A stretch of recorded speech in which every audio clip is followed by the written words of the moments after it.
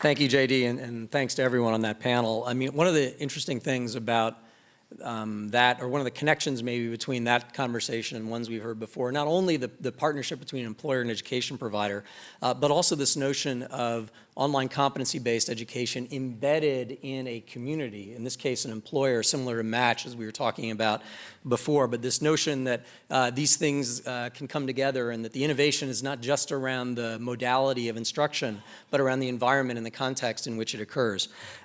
So I'm going to step off the stage. I think much to your all delight. Hopefully you haven't been looking at me and instead looking at them as I've been awkwardly standing up here. But I did want to harken back to a couple of things that the governor said at the beginning. He talked about this work as being grounded in a focus on access, cost or affordability, and relevance. And I think what you've heard today are a bunch of different new initiatives that are focused on all three of those things. And it's the combination of those things which make all of this work so powerful and potentially transformative, not just to the way education is delivered, but to the opportunities that people can access and to the strength of our employers and our economy as a whole. The other theme of the Baker-Polito administration is scaling what works. And hopefully what you've heard today are a series of announcements that are sort of the tip of the iceberg around what's going on in this space here in Massachusetts and indeed around the country. Things that are working, things that we need to do more of. And through the commission that the governor will be appointing shortly, and through the efforts of all of you in this room as well as the agencies within the Commonwealth, hopefully we can take advantage of those opportunities and those successes to provide greater access and greater opportunity to the people who deserve it most and to the employers who depend on it and depend on us to give them what they need to succeed. So I want to thank you all for being here today, and now I'm going to turn it over to Chris Gabrielli and our Commissioner Carlos Santiago to take us home.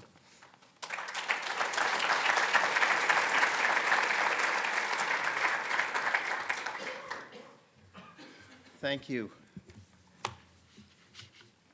Let me begin by acknowledging the support and vision of the governor, who really champions these important efforts.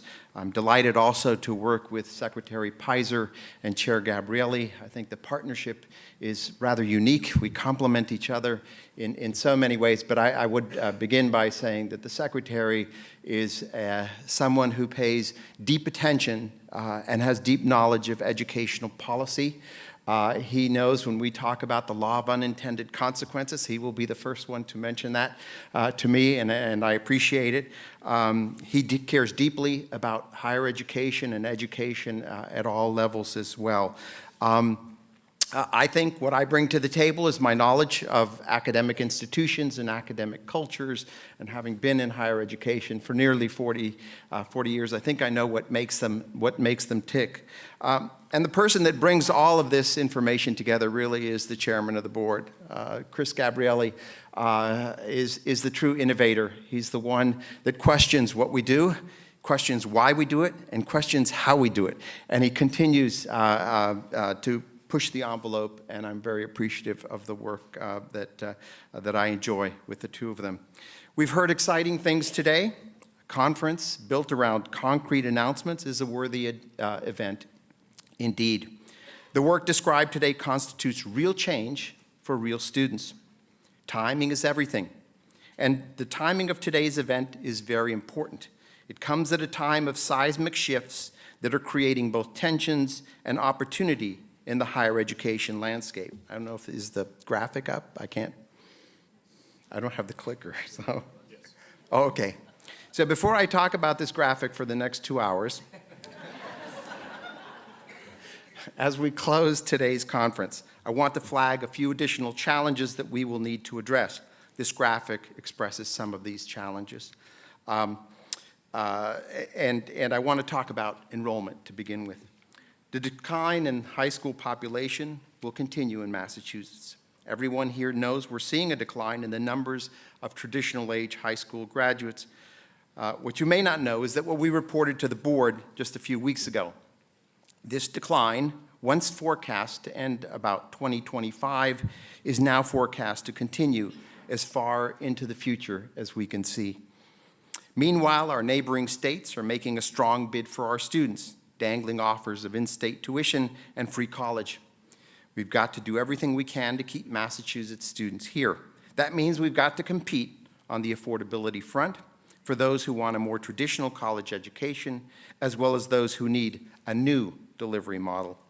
Most students will likely change careers multiple times, so our forays into digital learning cannot just be focused on the needs of individual employers at a given moment in time.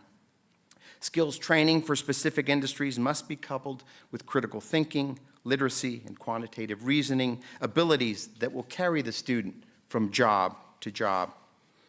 Now, more than ever, we need to make the case to adult learners.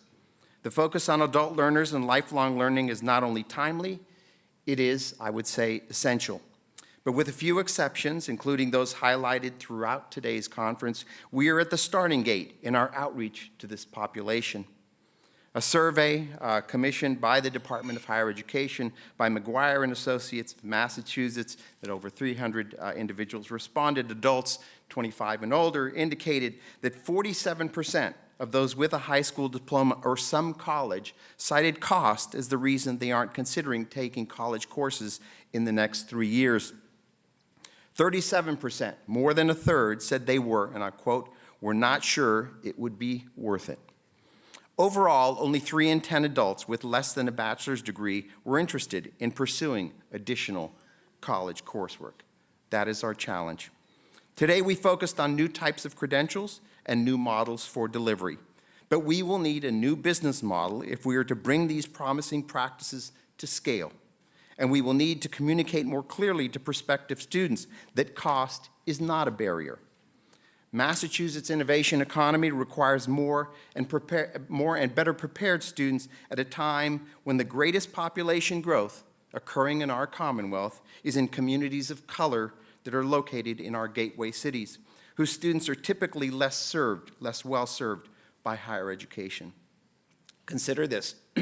In 2014, 55% of Latino students in Massachusetts were deemed unprepared for college and were enrolled in a remedial course in their first term at a public college or university, compared to 28% of white students. Less than half of Latino students, 44%, earned a degree or certificate within 6 years of enrollment, compared with 69% of white students. We need to make sure that digital innovation not only offers flexibility for working students, but also offers the supports they need. We saw that today in Match Beyond, coaching, advising, tutoring, that are all essential for their success. The Department of Higher Education has invested heavily in a new transfer system to make it easier for students to move from 2 to 4-year campuses. A new state-by-state analysis by the Georgetown Center for Education and Workforce shows that we're on track in making transfer a priority.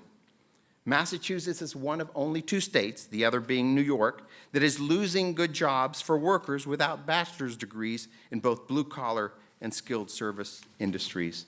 We need to turn that around. Massachusetts ranks last among the states in the share of good jobs that go to workers without a bachelor's degree. We need to turn that around. For many students in the Commonwealth, regardless of age, the bachelor's degree will be the golden ticket to family-sustaining wages and future career growth. That's why lifelong learning is so important. We need to make sure that students stay connected to higher education even after receiving an online certificate or associate's degree, and even as they make their way to the workforce. Today's conference has highlighted innovative approaches to confronting some of these challenges facing higher education. No individual approach will be a panacea, but collectively and incrementally, with experimentation and continuous renewed vigor, we can lay out a successful agenda for progress. I want to leave you with this thought. Building new digital on-ramps for lifelong learning will require those of us in higher education to work differently, not as individual institutions competing for recognition and market share, but in a more systematic, collaborative fashion than we have in the past. And if I can turn this last page, I understand the natural reluctance to work collaboratively. Everyone fears a loss of control. But local takes on a new and different meaning in the digital universe. Unless we unify our efforts, we cannot control costs, and we cannot adequately address the affordability crisis, which results in too many students believing that a college degree is beyond their reach. That's our challenge. We must do this work together, two-year institutions, four-year, public and private, higher education, and industry partners. We saw the seeds of a new collaborative spirit today. Let's keep the party going. Thank you.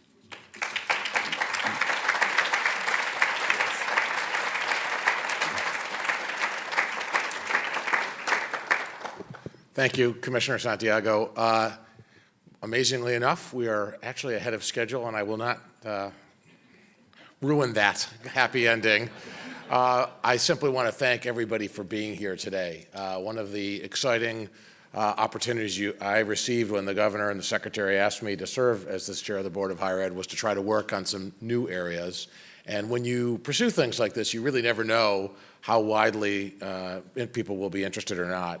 So we were all thrilled to see how many people signed up for today, particularly gratified to see how all 5 of our announcing groups came together, taking work that in many cases has been going on for a long time, and don't want to credit today the announcement for the work that goes on behind it, but how they came together to really bring it to a head in different ways and to articulate it today. Particularly want to also make sure I emphasize, looking at some of the presidents of some of the colleges in our system, we honor and thank everyone who's involved with those 200,000 students who are in what we have times today on the edge of derisively called traditional settings, and we know there's a lot of innovation happening there. Everything that's being discussed today is complementary, not to replace that.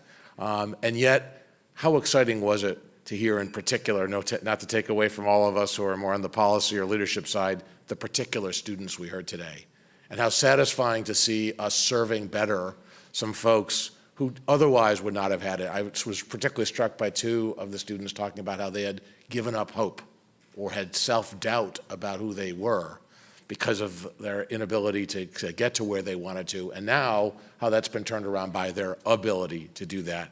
And that, I am certain, is what gets us all up every day to do this. And I leave you with this exhortation.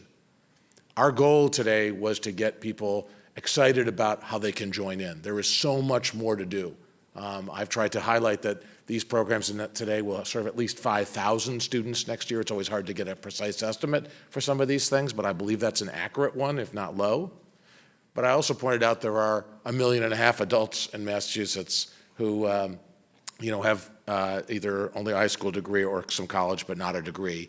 So 5,000 into 1.5 million, you can get the math, would take a long time. So unless all of us join in and find the ways it works for our campuses, works for our employees, works as a philanthropy, works as a community-based organization, unless we all commit today to leave here and think how we can add to that on our own, not under any command or control system. These efforts have all come together pretty organically. Unless we do that, we are still too far away from the vision that we can all hope for.